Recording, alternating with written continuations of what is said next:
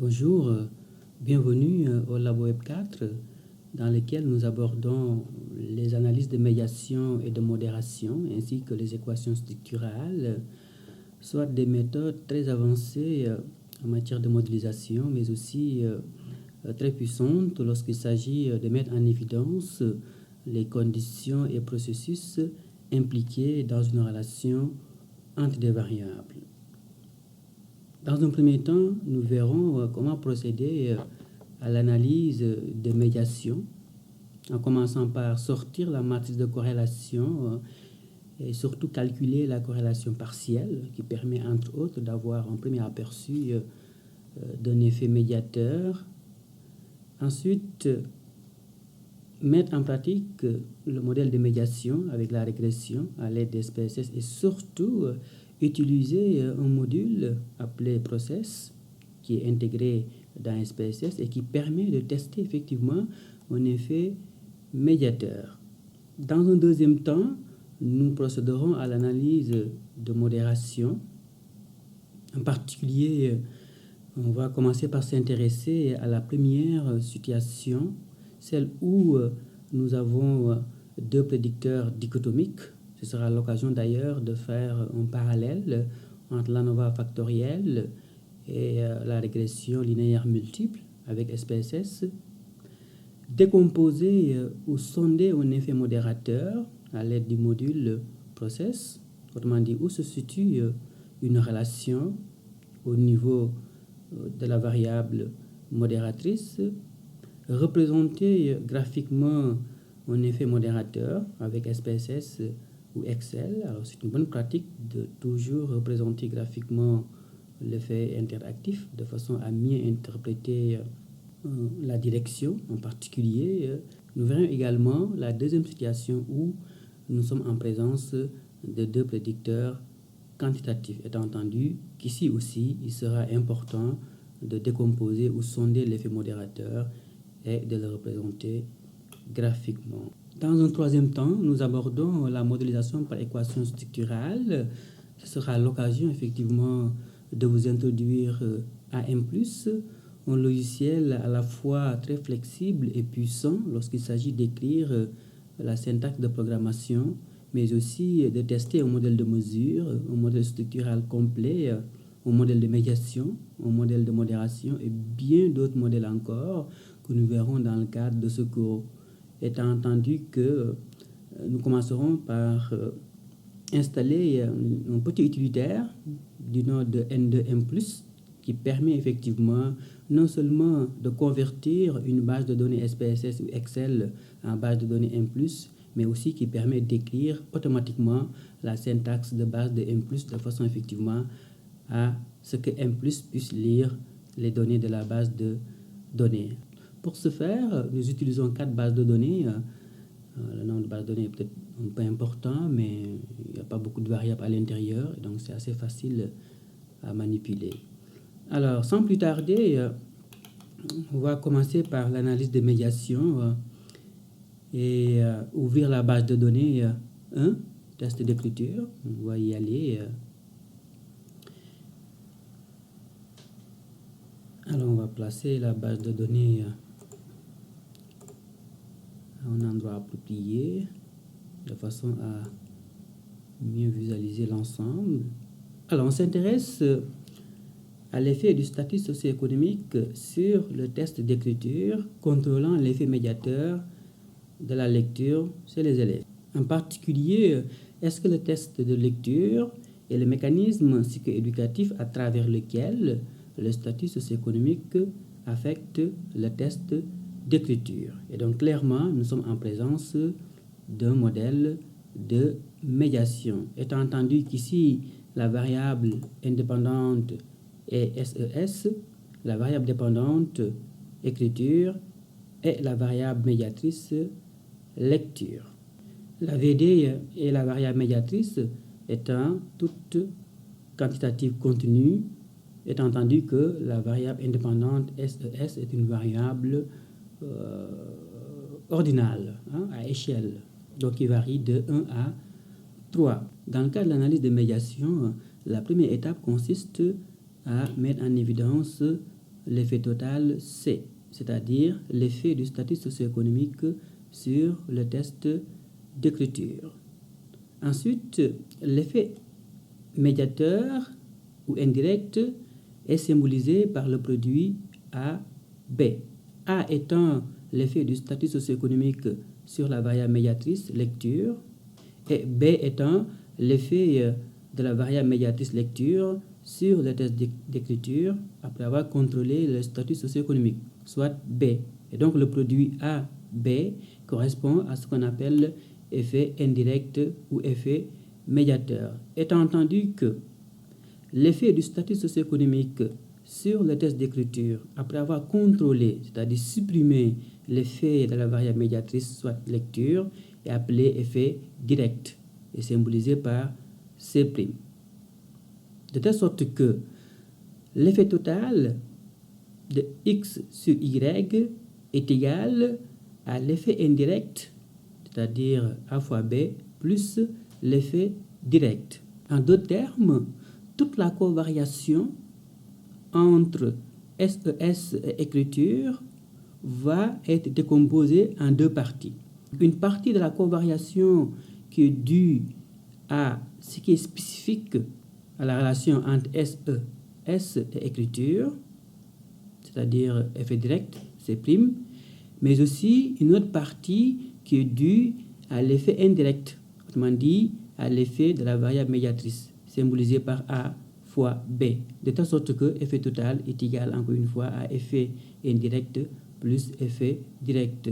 Et par conséquent aussi, effet indirect est égal à effet total moins effet direct. En l'occurrence, la question qu'on se pose est de savoir, lorsqu'on inclut une variable médiatrice dans la relation entre X et Y, est-ce que l'effet direct diminue? En tout cas, est-ce qu'il est plus petit l'effet direct que l'effet total? Et donc, pour pouvoir effectivement observer la présence d'un effet médiateur, il faut que l'effet direct, C', soit plus petit que l'effet total, c'est-à-dire C. Précisément, l'effet de SES sur le test d'écriture. Alors, on va y aller en commençant par visualiser les corrélations entre les trois variables. Alors, pour ce faire, on va cliquer sur Analyse, Corrélation, bivariée. L'idée étant effectivement de sortir la matrice de corrélation entre nos trois variables d'intérêt.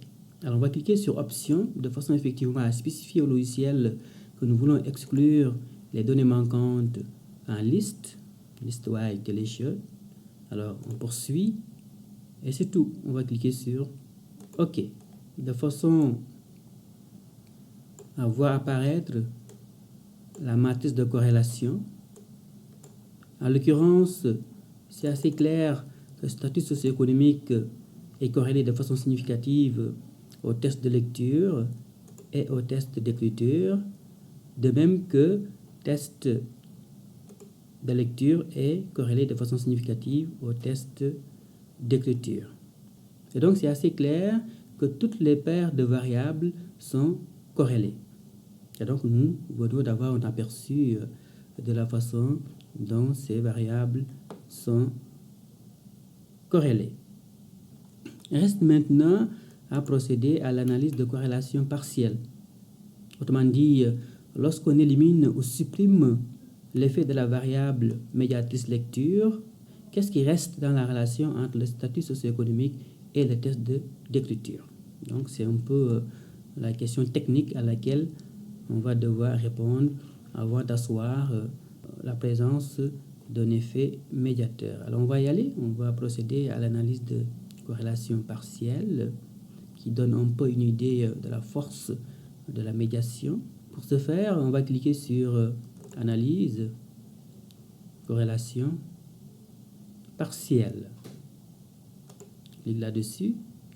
On s'intéresse à la relation entre statut socio-économique et écriture, contrôlant l'effet de lecture. En l'occurrence, on voit bien qu'ici, la corrélation partielle n'est rien d'autre qu'une corrélation bivariée entre statut socio-économique et écriture, une fois qu'on a contrôlé ou supprimé l'effet dû au test de lecture. En l'occurrence, ici, la corrélation étant symétrique, eh bien, l'identification de la VI ou de la VD importe peu. Alors, c'est pourquoi on les a mis dans une même boîte. Alors, on va cliquer sur Options, de façon, par exemple, à sortir les stats descriptives. Donc, c'est un peu l'occasion d'avoir une idée sur les moyennes des trois variables. Et par défaut, SPSS va exclure les données manquantes en liste. Alors, on poursuit, on clique sur OK. On voit apparaître effectivement la corrélation partielle entre test socio-économique et test d'écriture. Une fois qu'on a contrôlé, supprimé l'effet de lecture. Donc, une fois effectivement qu'on a fini de supprimer l'effet de la variable médiatrice lecture, et bien la corrélation entre statut socio-économique et écriture est de seulement 0,068. Non seulement la force de la corrélation diminue sensiblement au point d'être vraiment triviale, mais surtout, elle n'est plus statistiquement significative. En l'occurrence, comparons la corrélation entre statut socio-économique et écriture, donc qui est de 0,24 et qui était significatif, au moins à 95%. Donc, une fois qu'on contrôle pour l'effet de lecture, eh bien, la corrélation partielle est de seulement 0,07. Eh bien, c'est assez clair qu'il semble y avoir un effet médiateur du test de lecture dans la relation entre statut socio-économique et test d'écriture. Autrement dit, une fois qu'on implique lecture dans la relation entre SES et écriture, eh bien, la plus grande partie de la variance va aller du côté de lecture. Ça atteste de la présence d'un effet médiateur. Mais ce n'est pas suffisant. Une façon effectivement d'asseoir la médiation de façon convaincante est de procéder à une série de régressions linéaires. D'autant plus que la corrélation partielle, comme toute corrélation, ne précise pas la direction de la causalité, puisqu'une corrélation va dans les deux sens. C'est une double flèche. Or, pour mieux asseoir l'effet médiateur, il faut raisonner en termes de causalité et donc spécifier la direction de la causalité. Ce qu'on va pouvoir faire dans le cadre de la régression, où effectivement on va identifier SES comme étant la variable indépendante et écriture comme étant la variable dépendante.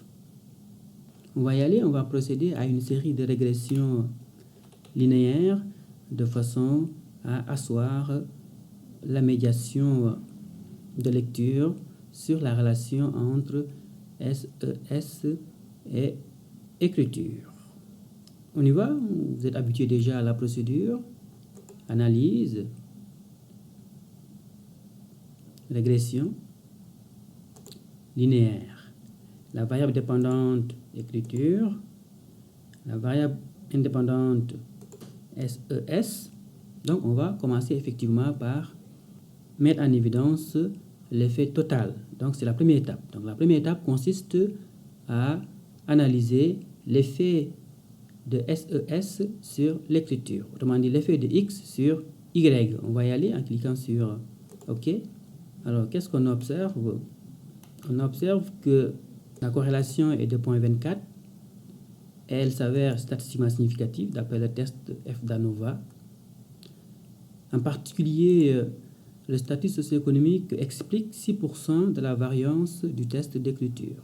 C'est quand même pas très élevé, mais acceptable. Et surtout, le tableau le plus important nous indique que le statut socio-économique a un effet statistiquement significatif. En l'occurrence, le coefficient de régression est de 3,468. En l'occurrence, lorsque le statut socio-économique augmente d'une unité, on s'attend à ce que le test d'écriture augmente de 3,47. Et c'est statistiquement significatif, au moins à 95%. Donc, l'effet total C, autrement dit de SES, sur écriture est avéré. Évidemment, il faut préciser que dans le cas du modèle de médiation, il n'est pas toujours nécessaire d'asseoir un effet total significatif. Disons que c'était une étape incontournable, classiquement parlant, mais de plus en plus, on accepte qu'au départ, qu'une relation ne soit pas significative. Parce qu'effectivement, il est possible qu'une fois qu'on introduit un terme médiateur, que la relation se révèle. Mais ici, on va essayer de respecter les étapes classiques et donc s'assurer effectivement que l'effet total C est significatif, ce qui est le cas ici. Ensuite, on va essayer de s'intéresser à l'effet, donc deuxième étape, l'effet A, autrement dit effet de statut socio-économique sur lecture. On va y aller. Analyse, régression, linéaire. On s'intéresse à l'effet de statut socio-économique sur la variable médiatrice, soit lecture. OK. Alors, le statut socio-économique explique 8% de la variance du test de lecture et la corrélation statistiquement significative d'après le test d'ANOVA, et surtout le statut socio-économique a un effet positif statistiquement significatif, au moins à 99% sur en particulier le test de lecture. Et donc la relation entre SES et lecture s'avère statistiquement significatif. Et donc l'effet A est confirmé. Troisième étape, on s'intéresse à la relation entre la variable médiatrice lecture et écriture après avoir contrôlé pour le statut socio-économique. On va y aller en cliquant sur analyse, régression, linéaire. Donc notre variable dépendante, on la remet écriture et on s'intéresse à l'effet de lecture après avoir contrôlé l'effet du statut socio-économique. Autrement dit, on s'intéresse à l'effet B ici. Alors on clique sur OK. Alors, le statut socio-économique et le test de lecture expliquent ensemble 45% de la variance dans le test d'écriture.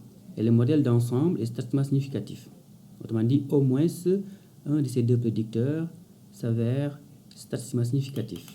Et surtout, on voit bien que lecture a un effet statistiquement significatif au moins à 99,9% sur écriture après avoir contrôlé, éliminé l'effet du statut socio-économique. Eh bien, nous venons en quelque sorte de reconstituer la chaîne causale. Il ne reste qu'une dernière étape à analyser avant de conclure. En l'occurrence, quel est l'effet direct du statut socio-économique sur le test de lecture après avoir éliminé l'effet de lecture? Alors, on le voit ici, toujours au niveau de la même sortie. Donc, on voit bien que l'effet direct du statut socio-économique sur le test d'écriture s'annule une fois qu'on contrôle l'effet de la variable médiatrice lecture. Donc, on voit bien que le petit p est de 0,51. Mais c'est le signe, effectivement, de la présence d'un effet médiateur du test de lecture sur la relation entre SES et écriture. Et ici, j'ai essayé de représenter de façon schématique l'effet total SES sur écriture qui donne un coefficient de régression non standardisé de 3,47. Ensuite, le schéma causal complet. Donc, j'inclus la variable médiatrice lecture pour se rendre compte effectivement que la relation s'annule entre statut socio-économique et écriture. Donc, non seulement le coefficient de régression diminue à 0,779, mais il n'est plus significatif. Étant entendu que SES a un effet significatif sur lecture et que lecture a un effet significatif également sur écriture après avoir contrôlé l'effet du statut socio-économique. C'est assez clair que nous sommes en présence d'un effet médiateur. Le test de lecture et le mécanisme psychoéducatif à travers lequel le statut socio-économique est associé à l'écriture. Et cet effet médiateur ou indirect est symbolisé par le produit de A 4.30 et de B 0.625. Donc multipliez 4.30 et 0.625 et vous obtenez 2.69. Et bien 2.69 symbolise l'effet indirect, ou si vous voulez l'effet médiateur. Justement, la question se pose maintenant de savoir, est-ce que l'effet médiateur 2.69 est statistiquement significatif ou pas? En l'occurrence, nous savons juste que l'effet direct est plus petit que l'effet total de départ. Mais est-ce que la différence est statistiquement significative? En d'autres termes, est-ce que l'effet d'interaction symbolisé par 2.69 est statistiquement significatif ou pas? Malheureusement, SPSS ne nous permet pas de répondre à ce questionnement.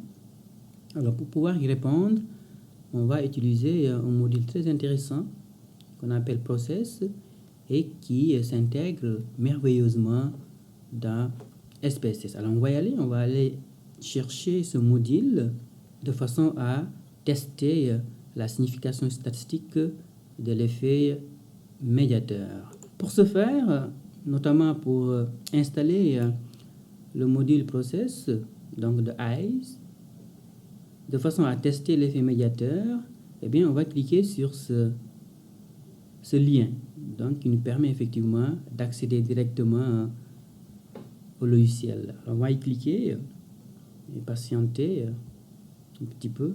On va apparaître mon site web et on peut aller chercher le logiciel en cliquant sur Download.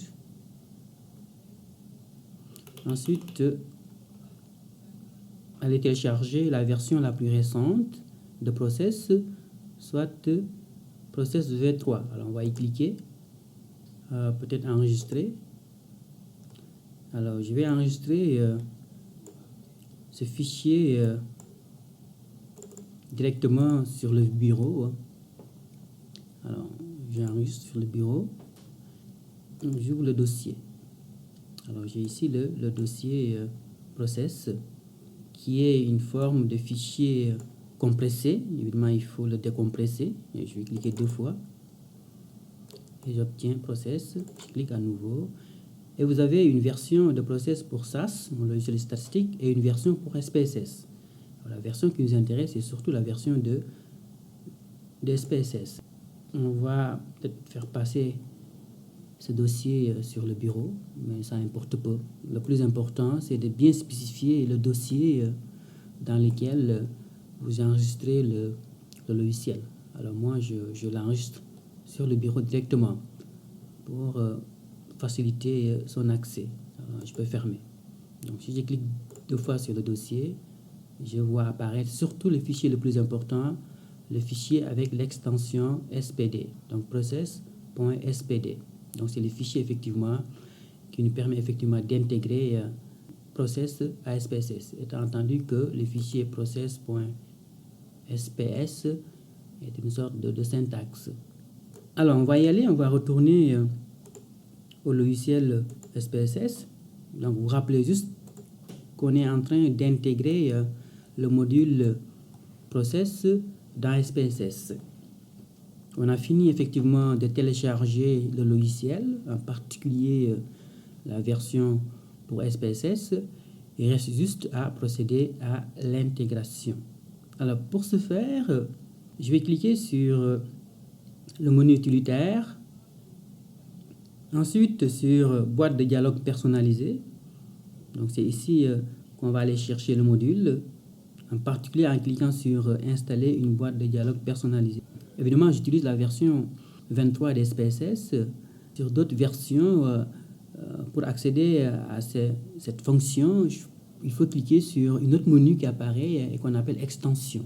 Mais sur cette version, alors il faut passer par le menu utilitaire. Donc, dépendamment des versions, on va passer par utilitaire ou bien par un autre menu appelé extension. C'est comme pour ajouter des extensions. Alors ici, on va cliquer sur installer une boîte de dialogue personnalisée. Autrement dit, on va aller chercher la boîte de dialogue de process pour pouvoir l'intégrer directement dans SPSS. Donc, on clique là-dessus. Il faut retrouver le dossier où on a installé. Il faut retrouver le dossier où vous avez les fichiers de téléchargement de process. Alors moi, je l'ai ici sur le bureau. Et automatiquement, vous voyez apparaître un seul fichier. C'est le fichier SPD. Donc, qui correspond à la boîte de dialogue de process. Donc, je clique là-dessus et j'ouvre. Évidemment, j'ai déjà process installé dans le logiciel. Alors, c'est pourquoi on me signifie est-ce que je veux remplacer la version ancienne. Ben, je peux y aller avec OK. Boîte de dialogue installée dans ainsi de suite. Parfait. OK. Donc, il semble effectivement que process soit intégré au logiciel SPSS. Eh bien, on va le vérifier en cliquant sur Analyse. On va s'intéresser à la régression pour voir apparaître process version 3 de AISE. Donc, sur ma machine, on voit bien que process est installé. Donc, on a juste à cliquer là-dessus pour accéder à la boîte de dialogue de process, qui est en fait très similaire aux autres boîtes de dialogue de SPSS, puisqu'effectivement, ça a été intégré dans le logiciel SPSS. Donc, voilà un peu comment se présente la boîte de dialogue de process. On identifie la variable dépendante comme étant Y. Alors, ici, c'est écriture, donc on va mettre écriture sous Y. Et la variable indépendante est identifiée comme X, donc c'est SES, donc on la met cette variable sous X. Et notre variable intermédiaire ou médiatrice, lecture, on la place sous médiateur, donc médiator, donc sous M comme médiateur. Donc voilà, c'est assez simple. Alors avec process, on peut mettre en application une pluralité de modèles qui sont prédéterminés. Et on peut accéder effectivement à la liste des modèles possibles en cliquant sur ce lien web. Donc, je vais cliquer sur ce lien web pour pouvoir accéder à la liste des modèles prédéterminés du module process. On a la liste ici. Je vais agrandir un petit peu.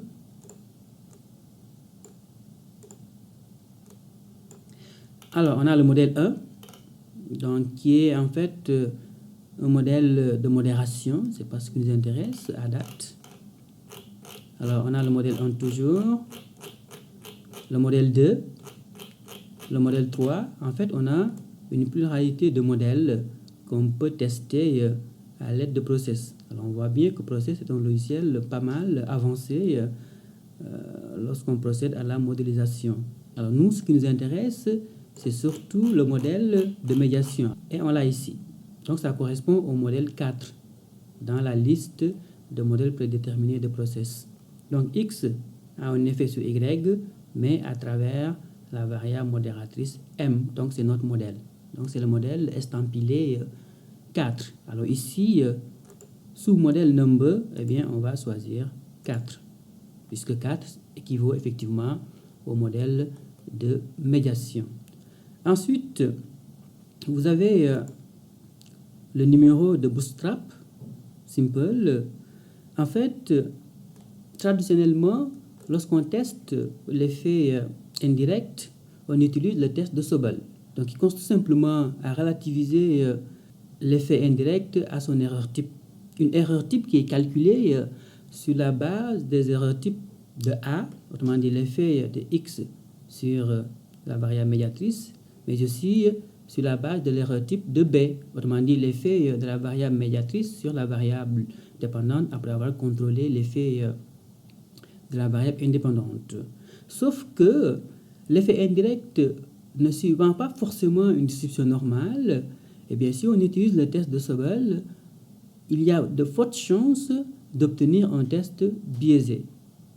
Et donc c'est l'une des raisons pour laquelle on va préférer utiliser le bootstrapping, la méthode du bootstrapping, de façon à obtenir un test de l'effet indirect plus robuste. Alors, en quoi consiste le test bootstrapping? D'abord, l'inférence statistique repose traditionnellement sur le concept de distribution d'échantillonnage. C'est qu'on va imaginer effectivement multiplier tous les échantillons possibles dans une population donnée. Ensuite, on calcule l'écart type des statistiques de tous les échantillons possibles, ce qu'on appelle l'erreur type. Ce genre d'inférence statistique donne des résultats peu robustes dans le cas du test de l'effet indirect. Et donc, on va préférer utiliser la méthode du bootstrapping. Donc, qui repose simplement sur l'échantillon de départ. Donc, l'idée, effectivement, est de procéder à un rééchantillonnage.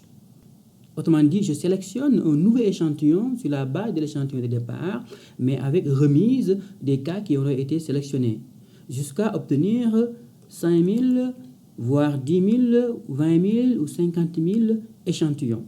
Donc, ce qui est intéressant, c'est que les échantillons sont toujours obtenus à partir de l'échantillon de départ. On va juste remettre les cas qu'on aura choisis à chaque étape. L'idée étant de multiplier les échantillons. Étant entendu qu'on peut se contenter de 1000 échantillons, autrement dit de 1000 bootstraps. On aurait pu aussi retenir 5000, soit le nombre par défaut de process, c'est aussi correct. Je veux dire, généralement, il n'y a pas une grande différence. On s'intéresse essentiellement ici à 1000 comme nombre de bootstraps. Je pense que c'est assez suffisant. Et par conséquent, on définit l'intervalle de confiance à 95%.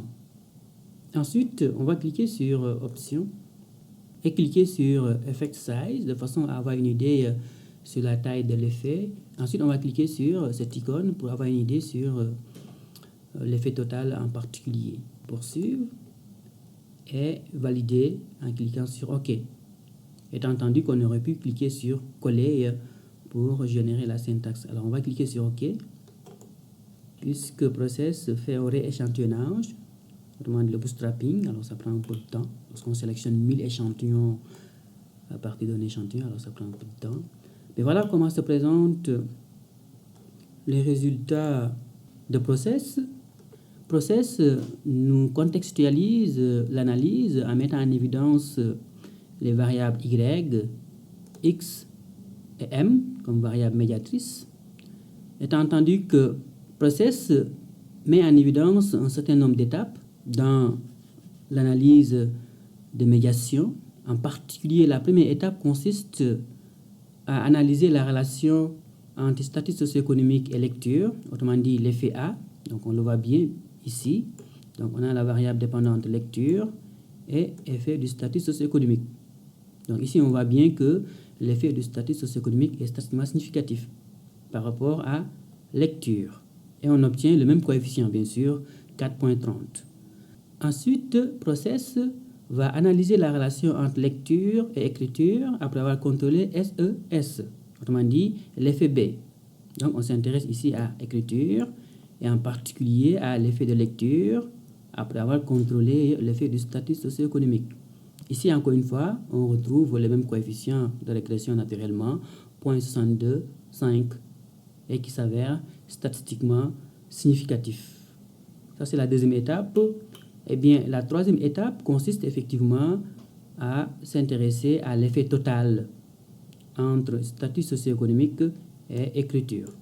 Donc, en l'occurrence, nous retrouvons le coefficient de régression 3.47, soit le coefficient qui symbolise l'effet du statut socio-économique sur le test d'écriture. En l'occurrence, l'effet total. Alors, mais les sorties les plus importantes, ce sont les sorties qui mettent en évidence, donc qui récapitulent l'effet total, l'effet direct et surtout qui mettent en évidence l'effet indirect. En l'occurrence, on voit bien l'effet total de X sur Y, autrement dit l'effet du statut socio-économique sur le test de lecture.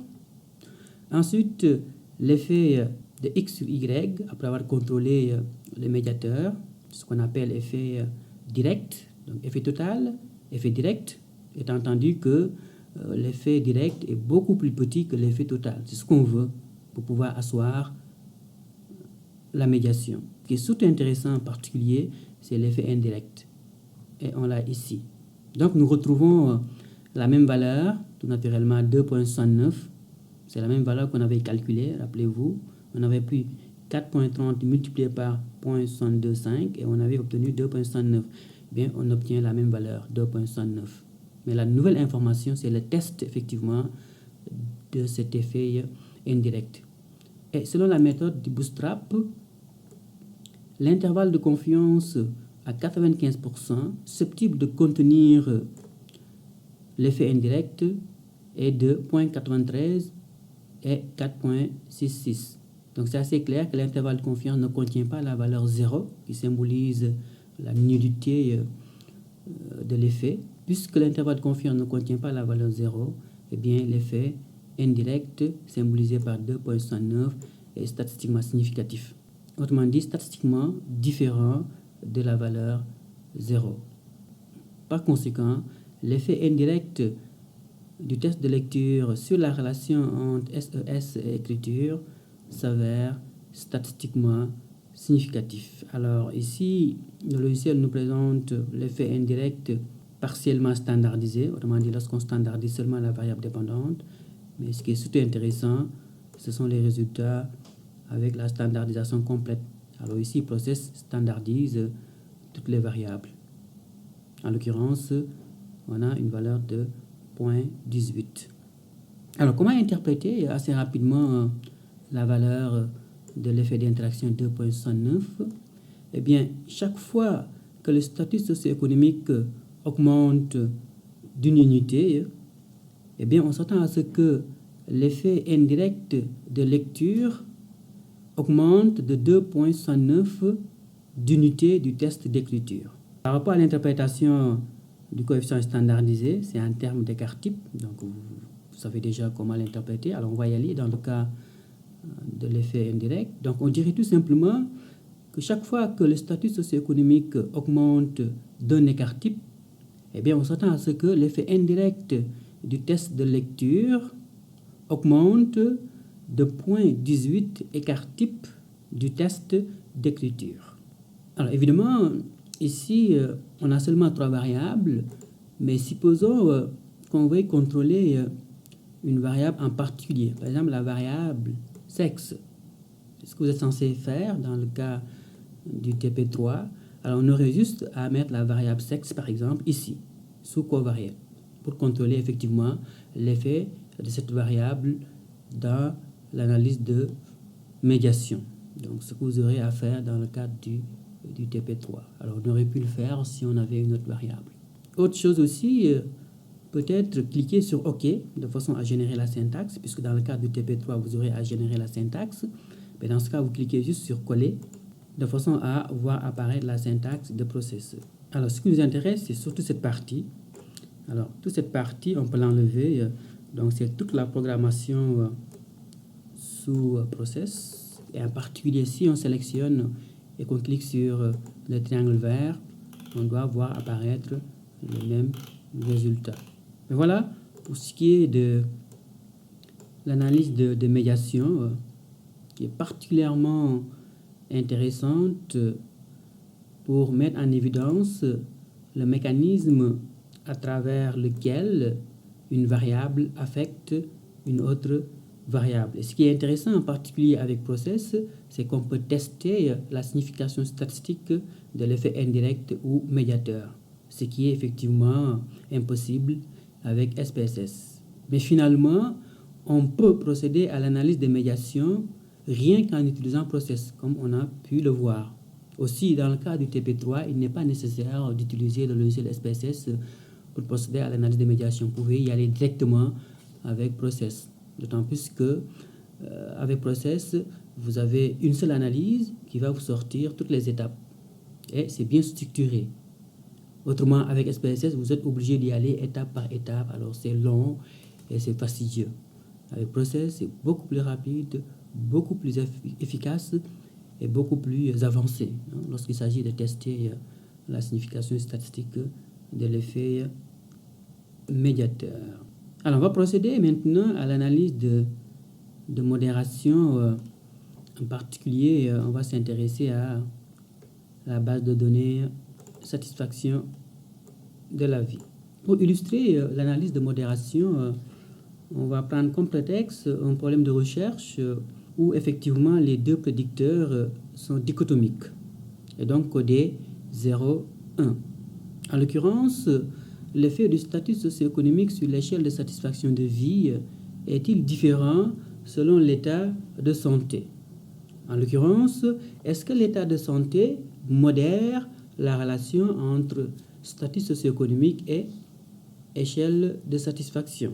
Eh bien, on peut supposer que, en particulier ici, la variable dépendante est quantitative, donc sous forme d'échelle. La variable X, statut socio-économique, est dichotomique, et la variable modératrice est dichotomique également. Alors, on peut sortir les fréquences, analyse, stade descriptif, fréquence, SES et santé. On voit la distribution de fréquences et de pourcentage de nos deux prédicteurs dichotomiques. On peut sortir les stades descriptifs de la variable dépendante satisfaction, de façon effectivement à couvrir l'ensemble de nos variables. La variable dépendante ici étant quantitative, les deux prédicteurs étant qualitatifs dichotomiques, autrement dit de type factoriel, eh bien, on peut avant tout procéder à l'analyse de variance factorielle. Alors, on va y aller, l'idée étant de faire le parallèle avec la régression multiple dans le cas de deux prédicteurs dichotomiques. Alors, on va y aller, on va commencer par sortir les résultats de l'ANOVA factorielle en cliquant sur Analyse, si vous vous souvenez bien de la procédure. Modèle linéaire général univarié. La variable dépendante satisfaction sous-dépendante. La VI SES sous-facteur, de même que la variable modératrice. Alors, on va cliquer sur Tracer de façon à sortir la courbe des moyennes. SES, santé, sous-courbe distincte, ajouter, poursuivre et OK. Pour voir apparaître les résultats de l'ANOVA factorielle. En l'occurrence, la courbe des moyennes indique que l'effet du statut socio-économique sur la satisfaction de la vie diffère selon qu'on est malade ou en santé. En l'occurrence, lorsqu'on est en santé, c'est la ligne verte, l'effet du statut socio-économique est positif sur la satisfaction de vie. Autrement dit, plus on est riche, plus on est satisfait par rapport à la vie. Mais seulement lorsqu'on est en santé. Eh bien, lorsqu'on est malade, c'est assez clair que l'effet s'annule. Et donc, nous sommes en présence d'une interaction dysordinale conditionnelle.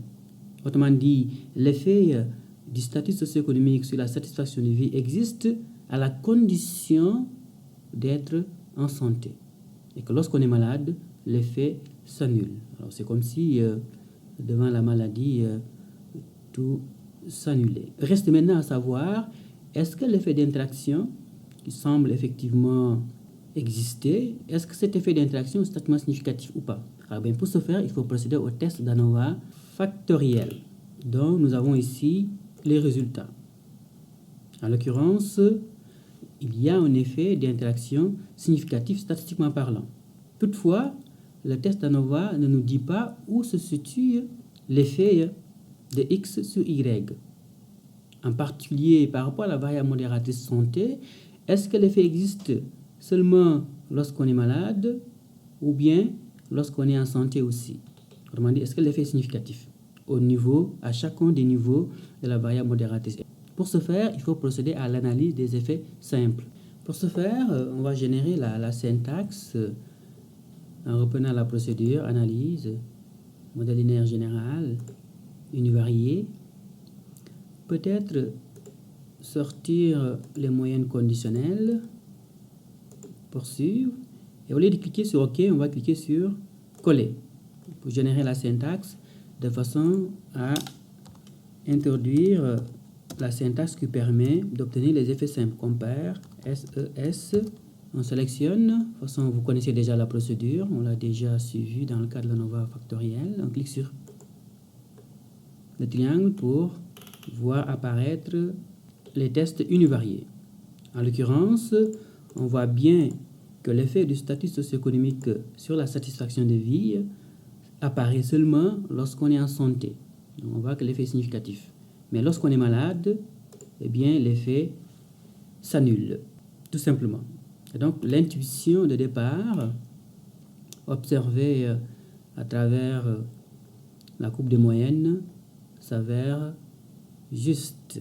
Alors, on va maintenant passer aux choses sérieuses, autrement dit, procéder à l'analyse de régression, étant entendu qu'ici, encore une fois, la VD est quantitative, les deux prédicteurs dichotomiques. Alors, on va y aller en cliquant sur analyse, régression, linéaire, variable dépendante de satisfaction, SES sous variable dépendante, de même que santé. Donc, dans un premier temps, on va analyser les effets principaux. Autrement dit, l'effet de SES sur satisfaction, l'effet de santé sur satisfaction. Alors, on va cliquer sur OK, de façon à voir apparaître les résultats. Alors, c'est assez clair que le statut socio-économique a un effet statistiquement significatif sur la satisfaction de vie après avoir contrôlé l'état de santé. De même, l'état de santé a un effet statistiquement significatif sur la satisfaction de vie après avoir contrôlé l'effet du statut socio-économique. Donc, nous sommes en présence d'effets principaux. Mais ce qui nous intéresse réellement, ce n'est pas la présence d'effets principaux, c'est surtout la présence ou non d'effets d'interaction modérateurs. Mais dans ce cas, il faut multiplier SES par santé de façon effectivement à asseoir l'effet de l'interaction. Strictement parlant, on va exécuter le même modèle de régression, mais en introduisant une troisième variable, soit la variable interactive ou modératrice. Ce qui signifie effectivement qu'il va falloir créer le terme d'interaction entre SES et santé. Alors c'est très simple à faire, on a juste à multiplier SES et santé. J'aurais pu utiliser la syntaxe ou directement le menu d'SPSS pour pouvoir calculer le terme d'interaction. Alors je vais cliquer sur transformer, calculer la variable. Donc on va calculer la variable interactive. On peut l'appeler interaction. On s'intéresse à l'interaction entre statut socio-économique et santé. SES, le signe étoilé qui symbolise la multiplication, et santé. On clique sur OK pour voir effectivement qu'SPSS s'est exécuté. Donc SPSS vient de nous créer le terme d'interaction. En particulier, lorsqu'on multiplie une variable dichotomique à une autre variable dichotomique, comme SES et santé, voilà ce qui se passe. Donc on aura 0 pauvre multiplié à 0 malade, ça donne 0. 1 multiplié par A0, ça donne 0. 0 multiplié par 1, 0. 1 multiplié par 1, ça donne 1. Et donc, comment interpréter les résultats de la régression qui sortiront tout à l'heure? C'est en termes de quel est l'effet d'être riche et en santé à la fois plutôt qu'autrement sur l'échelle de satisfaction de la vie. En particulier, si le signe est positif, ça signifie que l'effet de X sur Y augmente plus lorsque le modérateur est élevé. Si le signe est négatif, cela signifie que l'effet de X sur Y diminue plus lorsque la variable modératrice est élevée. Alors on va y aller. Donc on a fini de créer la variable interactive. On va l'inclure carrément dans le modèle de régression. On va reprendre la procédure analyse, régression, linéaire et simplement rajouter le terme d'interaction que nous venons de créer. Étant entendu, encore une fois, qu'il faut vraiment vous assurer que les variables indépendantes et modératrices soient codées 0, 1 avant de créer le terme d'interaction. On clique sur OK de façon à voir apparaître ces résultats. On voit bien que les deux prédicteurs ainsi que la variable interactive expliquent 33% de la variance dans l'échelle de satisfaction de vie et que le modèle d'ensemble est statistiquement significatif. En l'occurrence, l'effet d'interaction est de 11,616 et il s'avère statistiquement significatif. Alors, on en avait parlé dans le cadre de la NOVA factorielle, la première hypothèse à vérifier, c'est l'effet d'interaction. Donc, on voit bien que l'effet d'interaction s'avère statistiquement significatif. Alors, on va essayer de faire le parallèle avec les résultats de l'ANOVA factorielle. Donc, on avait les moyennes conditionnelles ici. Pauvre, malade, pauvre en santé, riche, malade, riche en santé. Alors, on va comparer effectivement ces moyennes conditionnelles au coefficient de l'équation de régression multiple. Alors, on va y aller. On va commencer par la constante. Alors, ici, la constante est de 20. Qu'est-ce que cela signifie? La constante, c'est la valeur de y lorsque les prédicteurs sont nuls. Et donc, ici, la constante, c'est la valeur de l'échelle de satisfaction lorsque statut socio-économique et état de santé sont nuls. En l'occurrence, lorsqu'on est pauvre et malade, on s'attend à obtenir une échelle de satisfaction de 20. Alors, comparons avec la moyenne conditionnelle de l'analyse de variance, eh bien, on obtient la même valeur. Lorsqu'on est pauvre et malade, on a une moyenne de 20 sur l'échelle de satisfaction. L'effet du statut socio-économique. En fait, une fois qu'on inclut un terme d'interaction dans un modèle de régression, eh bien, les effets principaux s'interprètent d'une façon particulière. Étant entendu qu'on en avait parlé, en présence d'un effet d'interaction, l'interprétation des effets principaux n'a pas de sens. Justement, cela va se vérifier. Comment interpréter l'effet du statut socio-économique en présence de l'effet d'interaction? En fait, c'est l'effet du statut socio-économique lorsque santé vaut 0.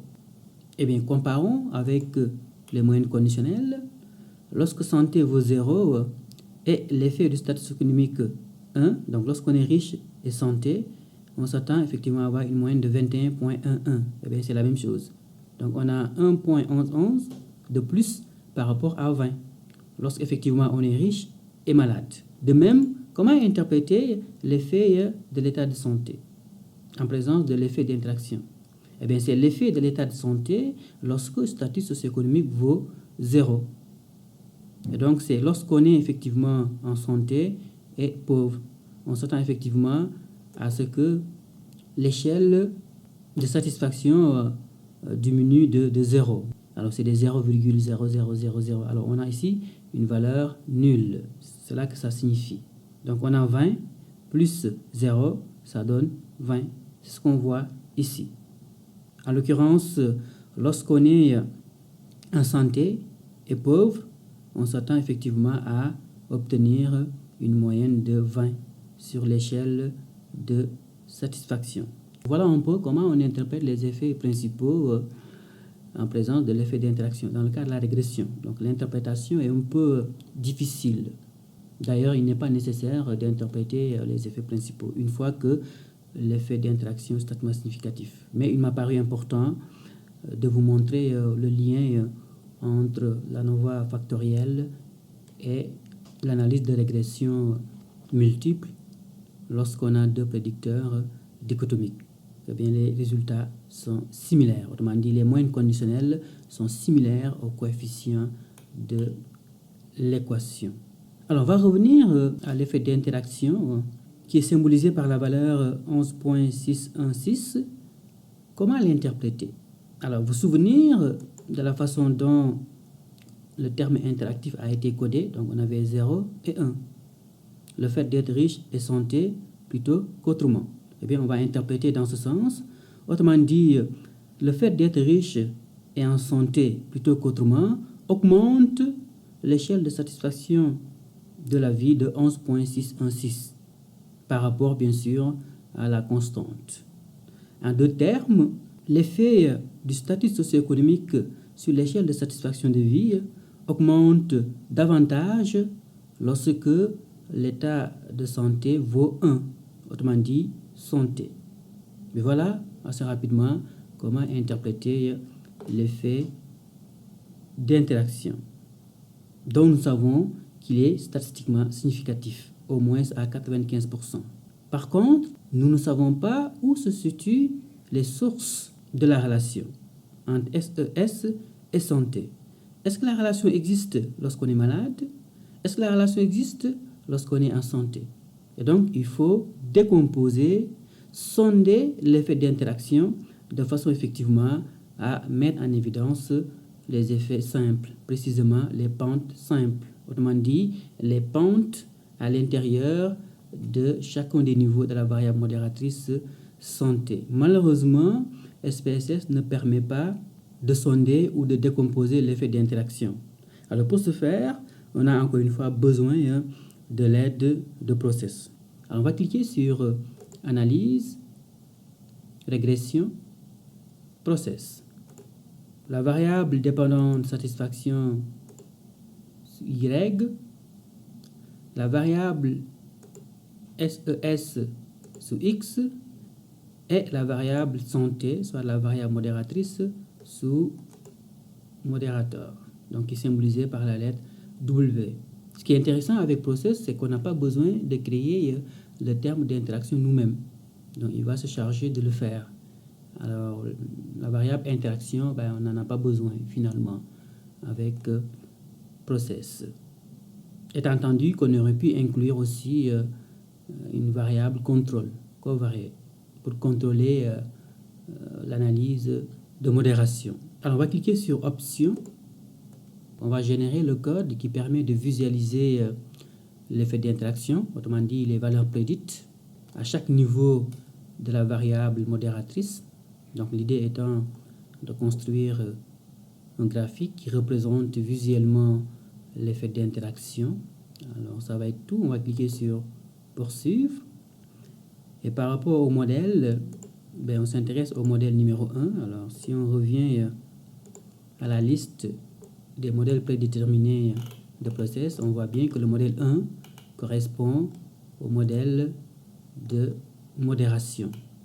En l'occurrence, est-ce que la relation entre X et Y est modérée par la variable modératrice? Donc ici, on a un peu le modèle statistique, modèle conceptuel, modèle statistique.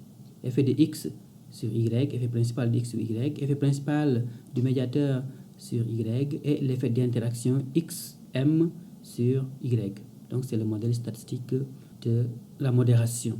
Et donc ce modèle correspond effectivement au numéro 1. Et donc on va effectivement sélectionner 1. Pour le bootstrapping, on peut se contenter peut-être de 1000 échantillons avec un niveau de confiance de 95. Donc l'idée effectivement étant de tester encore une fois l'effet d'interaction. Mais surtout, on va analyser les effets simples ou pentes simples. Alors on clique sur OK. On aurait pu cliquer sur Coller encore une fois pour générer la syntaxe. On va cliquer sur OK de façon à voir apparaître les résultats de process.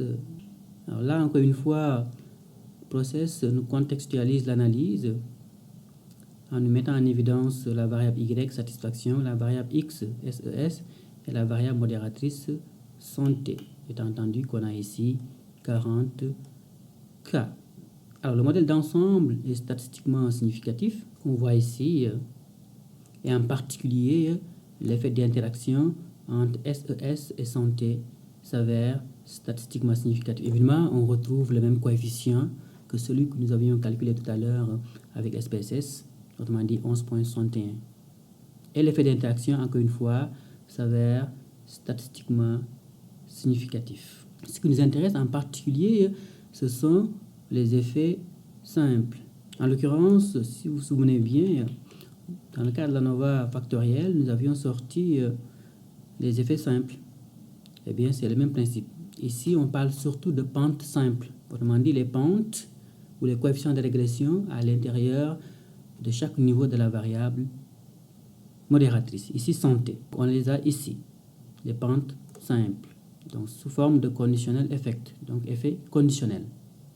Donc, des effets conditionnellement au niveau de la variable modératrice. Alors, on a ici santé, qui est la variable modératrice. Lorsqu'effectivement santé vaut 1, c'est-à-dire lorsqu'on est en santé, alors on voit bien que la relation entre statut socio-économique et satisfaction s'avère statistiquement significative, au moins à 99%. L'intervalle de confiance ne contenant pas la valeur 0.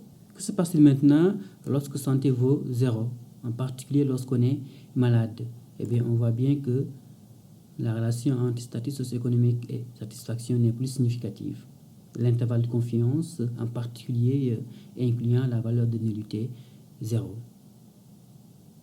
Et donc, notre intuition de départ est confirmée à l'effet qu'effectivement, le statut socio-économique a un effet significatif sur l'échelle de satisfaction de vie seulement lorsqu'on est en santé. Eh bien, nous venons de décomposer, de sonder l'effet d'interaction.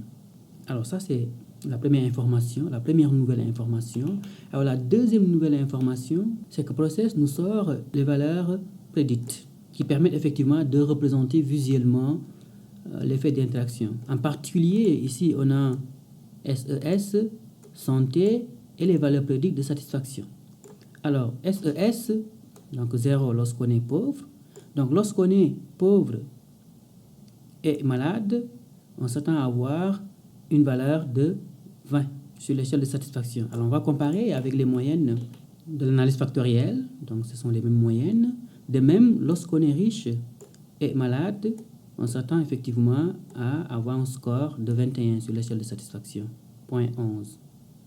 Lorsqu'on est pauvre et en santé, 20.00. Et lorsqu'on est riche et en santé, on s'attend effectivement à obtenir un score de 32.127. C'est exactement les mêmes valeurs qu'on observe dans le cas de l'analyse de variance factorielle. Sauf qu'ici, on n'a pas de moyennes, on a des valeurs prédites. Des valeurs prédites qu'on aurait pu calculer nous-mêmes en utilisant l'équation de régression tout simplement. Donc, connaissant effectivement ces valeurs prédites, eh bien, on peut s'en servir pour représenter visuellement l'effet d'interaction. Alors, on va y aller. Donc, on va juste sélectionner la syntaxe fournie par Process. Donc, on met clic droit et on copie. Ensuite, je vais sortir l'éditeur de syntaxe pour pouvoir y coller la syntaxe que je viens de copier. Ensuite, je sélectionne l'ensemble de la syntaxe et je clique sur le triangle vert de façon à voir apparaître le graphique qui représente l'effet d'interaction. Sauf que ce n'est pas très lisible comme graphique. Nous savons juste qu'on a le statut socio-économique sur l'axe horizontal, c'est parfait. La satisfaction sur l'axe vertical, c'est parfait. Et que santé, on l'a ici, autrement dit la variable modératrice. Donc on voit bien que les points verts représentent l'effet du statut socio-économique sur la satisfaction de vie lorsqu'on est en santé. Mais, encore une fois, ce n'est pas très lisible. Alors, pour le rendre lisible, je vais cliquer 2 fois. Donc, je clique 2 fois. Une fenêtre contextuelle s'ouvre.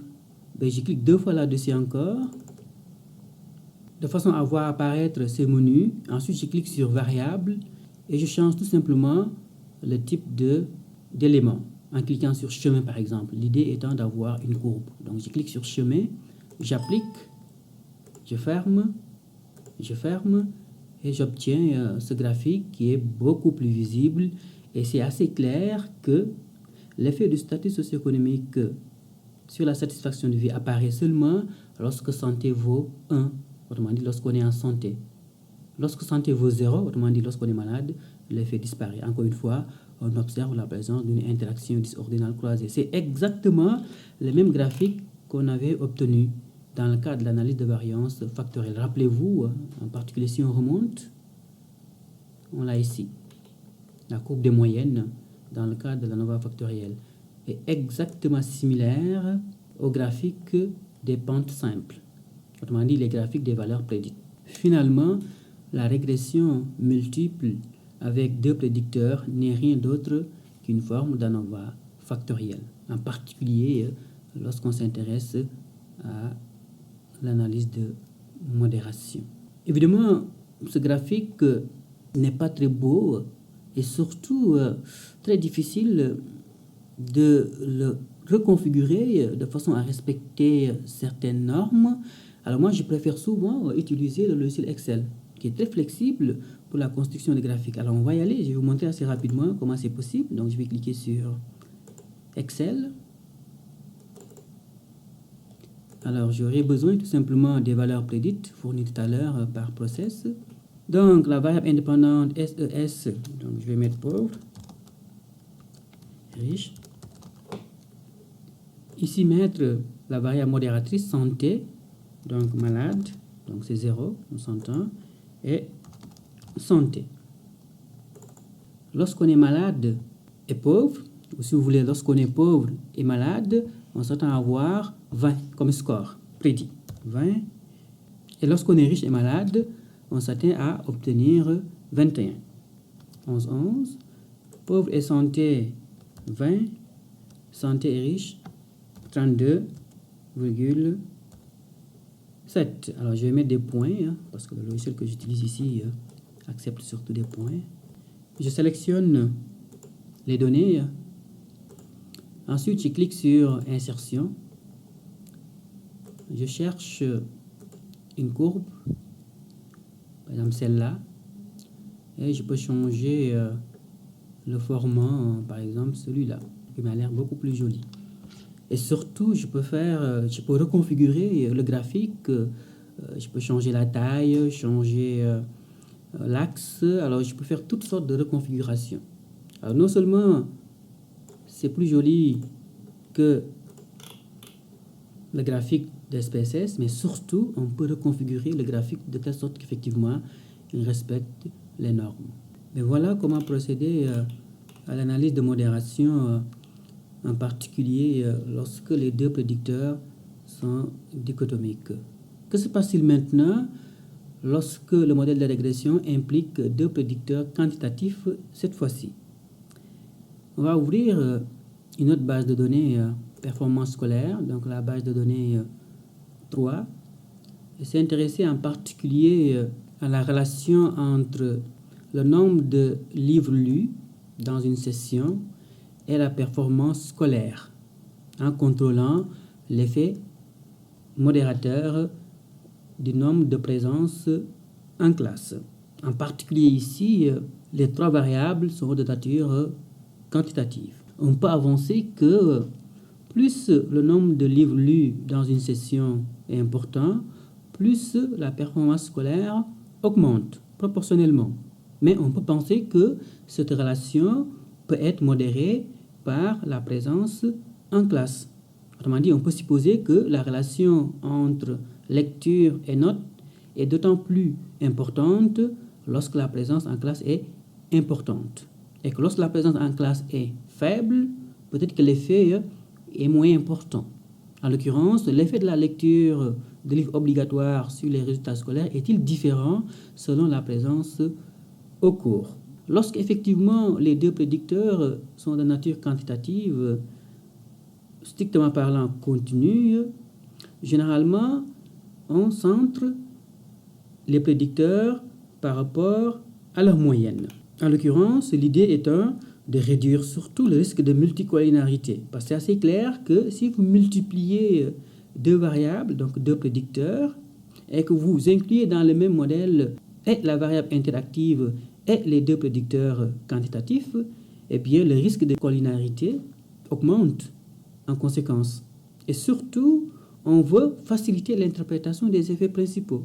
Et dans certaines situations même, le fait de ne pas centrer par rapport à la moyenne peut poser un problème de convergence, en particulier lorsque le modèle est complexe.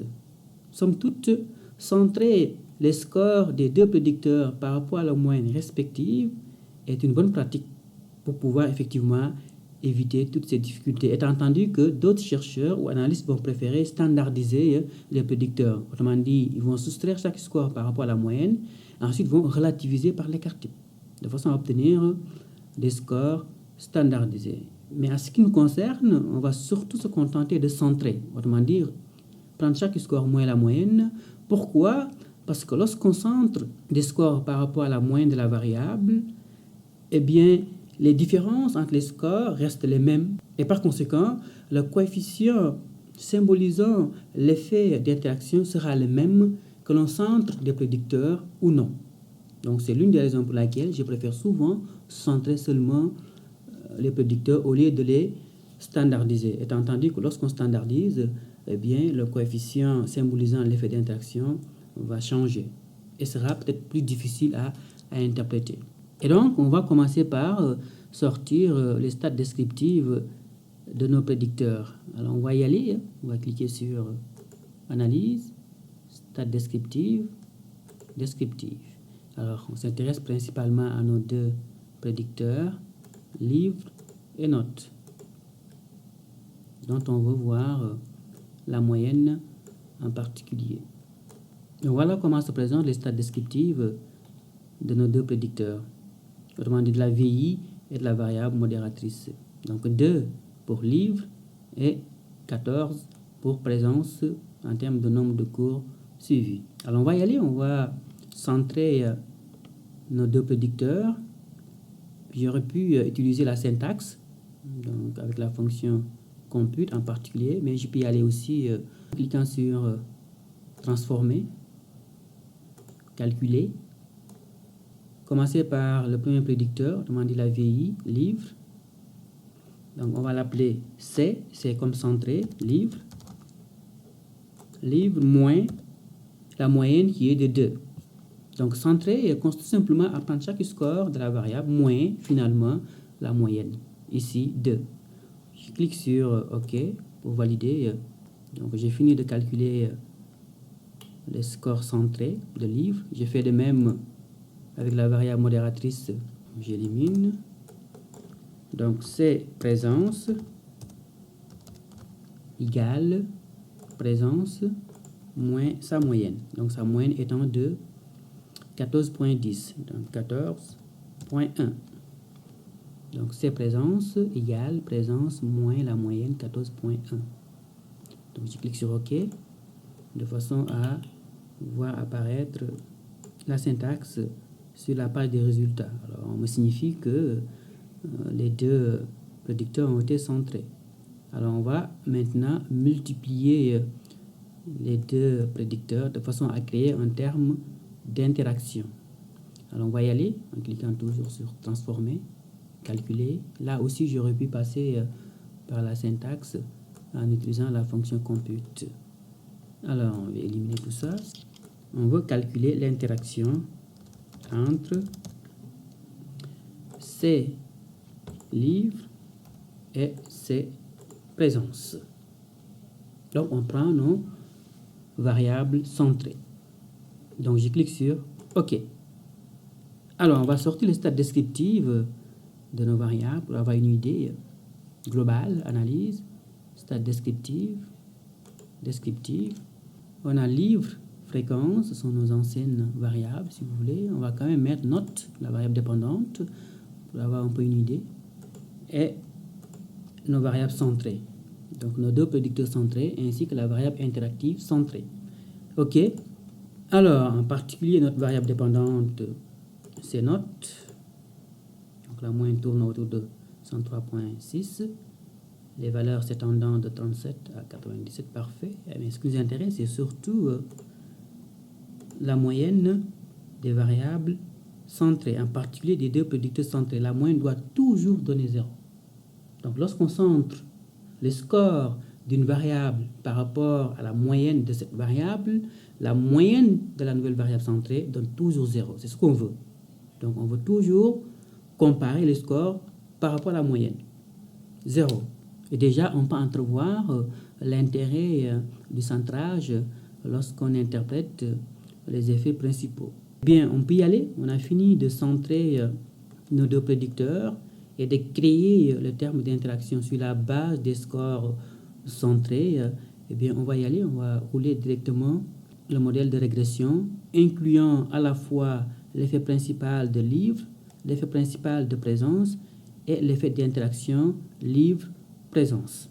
Analyse, régression, linéaire.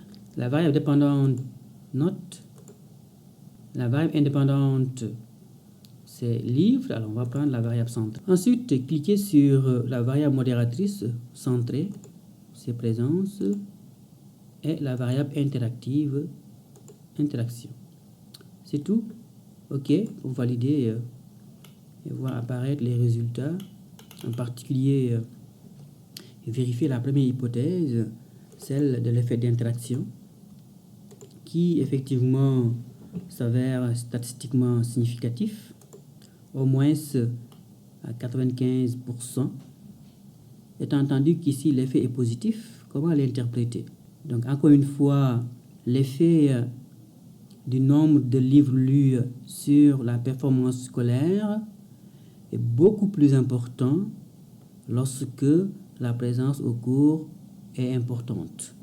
Donc voilà comment interpréter le signe de l'effet d'interaction. Encore une fois, chaque fois que le signe est positif, l'effet de X sur Y augmente lorsque l'effet de la variable modératrice est élevé. Ici, l'effet s'avère statistiquement significatif. Reste maintenant à décomposer, sonder l'effet d'interaction, de façon, encore une fois, à voir où se situe exactement la relation entre le nombre de livres lus et la performance scolaire. Sauf qu'il y a un petit problème qui apparaît, en l'occurrence, dans le cas où la variable modératrice est dichotomique, il est facile de décomposer l'effet d'interaction. Il suffit tout simplement d'estimer le modèle à l'intérieur des deux niveaux de la variable dichotomique modératrice. Mais que se passe-t-il maintenant lorsque la variable modératrice est plutôt continue? Alors ici, on n'a pas deux niveaux, mais des points, la variable étant continue.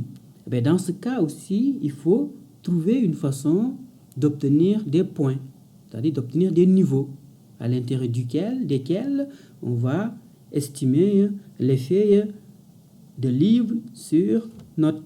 Et une façon effectivement de trouver des points à l'intérieur desquels on met en évidence les effets simples ou pentes, c'est de prendre la moyenne plus ou moins un écart type. Moins un écart type de la moyenne, un écart type au-dessus de la moyenne, et vous avez les 3 points à l'intérieur desquels on peut analyser les effets simples ou pentes simples.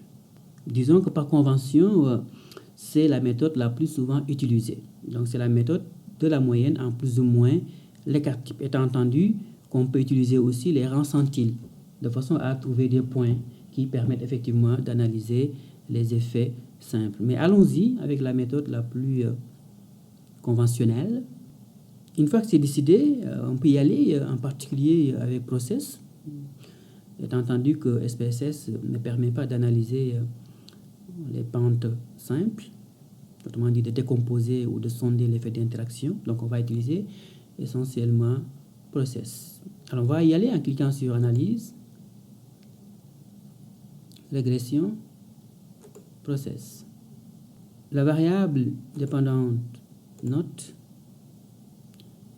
la variable centrée c'est livre comme variable X, et la variable c'est présence comme étant la variable modératrice. Étant entendu qu'on s'intéresse toujours au modèle numéro 1. Alors on va cliquer sur Options. Pour signifier au logiciel, encore une fois, on veut le code pour générer les valeurs prédites qui permettent effectivement de visualiser l'effet d'interaction.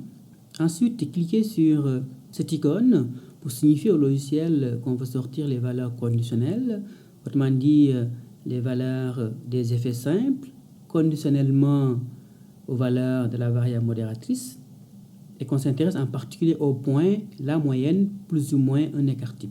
Encore une fois, on aurait pu aussi utiliser les percentiles. Alors on va cliquer sur Poursuivre et OK. Process nous sort le résultat, alors un peu de contextualisation. Étant entendu que nous retrouvons le même effet d'interaction statistiquement significatif, au moins à 95%, l'intervalle de confiance ne contenant pas la valeur de nullité 0. Mais ce qui nous intéresse surtout, en particulier la nouvelle information, ce sont les effets conditionnels. Autrement dit, les effets simples ou pentes simples. En l'occurrence, la variable modératrice, c'est présence. Donc, on a nos 3 points. Alors, d'abord, on a la moyenne, naturellement, qui est de 0, puisque la variable a été centrée. On a un écart type en dessous de la moyenne, moins 4,28, et tout naturellement la même valeur 4,28 au-dessus de la moyenne, pour ce qui est de la variable modératrice. Parce que l'idée, effectivement, c'est de rouler la relation entre livre et note à l'intérieur de la variable modératrice présence, un peu comme on l'a fait tout à l'heure dans le cas de deux variables dichotomiques. Sauf qu'ici, on n'a pas 2 points, on a 3 points que nous avons déterminés en fonction de la moyenne, plus ou moins un négatif. Alors, allons-y. Analysons la relation à l'intérieur des 3 points. On va s'intéresser d'abord au premier point. À un écart type en dessous de la moyenne, est-ce que l'effet de livre est significatif? Eh bien, on voit bien que l'effet n'est pas significatif. Donc, le P est de 0,65 et l'intervalle de confiance contient la valeur 0, qui signifie l'idée de nullité. Par conséquent, la relation n'existe pas à ce point. Autrement dit, lorsque la présence au cours est faible, on peut voir ça de cette façon, lorsque la présence au cours est faible, eh bien, le nombre de livres lus n'a pas d'effet sur la performance scolaire. Que se passe-t-il maintenant lorsque la présence au cours est moyenne, le nombre de présence est moyen? Eh bien, on voit bien que l'effet du nombre de livres lus est significatif statistiquement parlant, l'intervalle de confiance ne contenant pas la valeur 0. De même, lorsque la présence au cours est élevée, en tout cas se situe à un écart type au-dessus de la moyenne, c'est assez clair que l'effet est encore plus significatif, au moins à 99%. L'intervalle de confiance, encore une fois, ne contenant pas la valeur 0. Par conséquent, on est en présence d'une interaction disordinale conditionnelle. Autrement dit, l'effet du nombre de livres lus sur la performance scolaire existe à la condition que le nombre de présences en classe soit moyen ou élevé. Et que lorsque le nombre de présences en classe est faible, eh bien, la lecture n'a pas d'effet sur les notes. Donc voilà comment analyser les pentes simples ou les effets conditionnels si vous voulez. Et bien sûr, une dernière information nous est donnée ici, autrement dit la syntaxe, qui nous permet effectivement de visualiser l'effet d'interaction. Donc vous avez les points moins un écart type en dessous de la moyenne et un écart type au-dessus de la moyenne pour la variable C livre, de même pour la variable C présence. Donc le logiciel utilise la moyenne plus ou moins un écart type comme point pour nous prédire les scores de notes.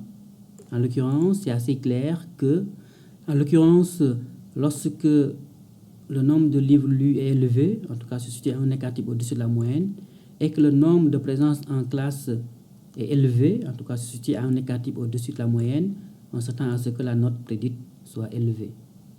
Donc, connaissant ces valeurs prédites, on peut effectivement représenter l'effet d'interaction. Alors, on va y aller, on va sélectionner la syntaxe, clic droit, ouvrir un fichier de syntaxe, nouveau, syntaxe, encore la syntaxe, on sélectionne et on clique sur le triangle vert de façon à voir apparaître ce graphique qui, encore une fois, n'est pas très lisible. Alors, on va le rendre lisible en cliquant 2 fois. Encore. Variable et on change le type d'élément. On va utiliser plutôt chemin pour relier en quelque sorte les points sur le graphique. Et c'est assez clair que le graphique est plus informatif. En particulier, lorsque la présence en classe est faible, donc ligne bleue, en tout cas lorsque le nombre se situe à un écart type en dessous de la moyenne, eh bien l'effet du nombre de livres lus n'est pas significatif. En revanche, l'effet est surtout significatif lorsque le nombre de présences est élevé ou bien moyen. Et voilà, nous venons de visualiser la présence de l'effet d'interaction. Étant entendu qu'on aurait pu, encore une fois, utiliser Excel pour visualiser et surtout mieux reconfigurer le graphique. Alors, vous connaissez un peu la démarche, alors c'est l'exercice à faire. Nous venons de visualiser l'effet d'interaction et surtout d'analyser les effets simples ou conditionnels.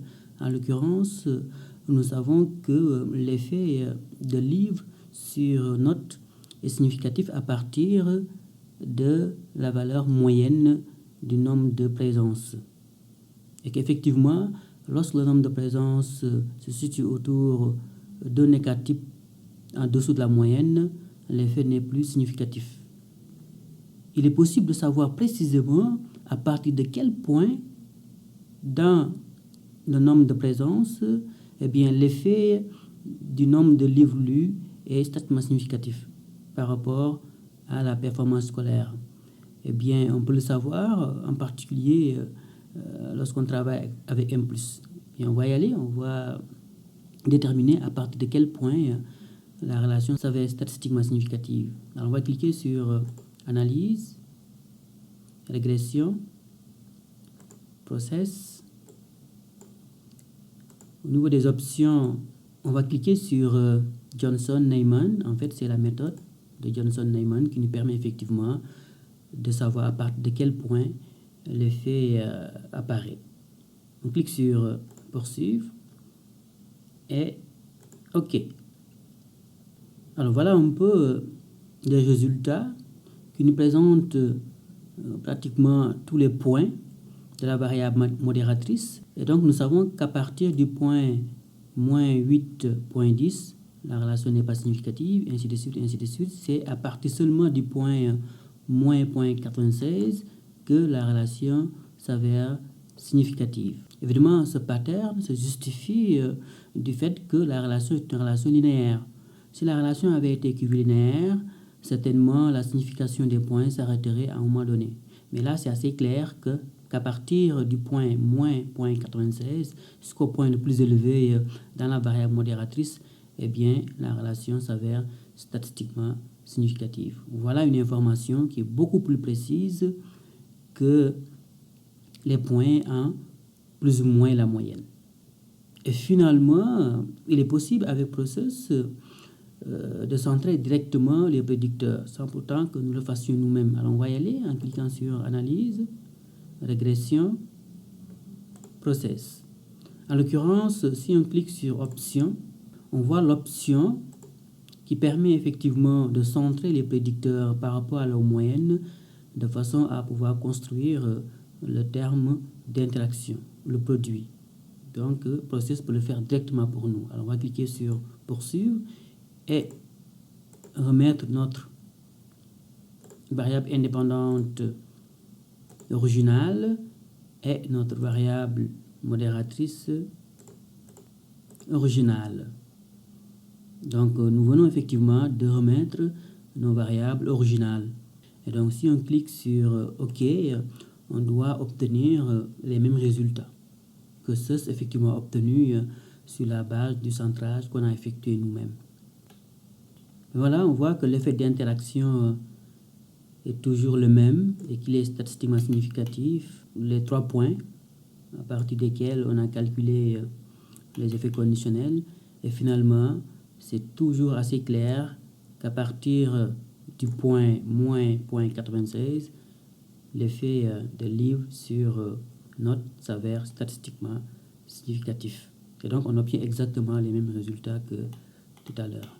Et voilà pour ce qui est de l'analyse de modération dans la situation où nous avons 2 prédicteurs dichotomiques et dans la situation où les 2 prédicteurs sont quantitatifs. Étant entendu que pour la 3e situation où l'un des 2 prédicteurs est dichotomique et l'autre prédicteur quantitatif, généralement, on va considérer le prédicteur dichotomique comme étant la variable modératrice et rouler effectivement les effets conditionnels ou effets simples à l'intérieur des niveaux de la variable dichotomique. Étant entendu que dans ce genre de situation, que l'on interchange le prédicteur dichotomique ou continu, ça n'affecte pas les résultats, je veux dire l'interprétation de l'effet d'interaction en particulier.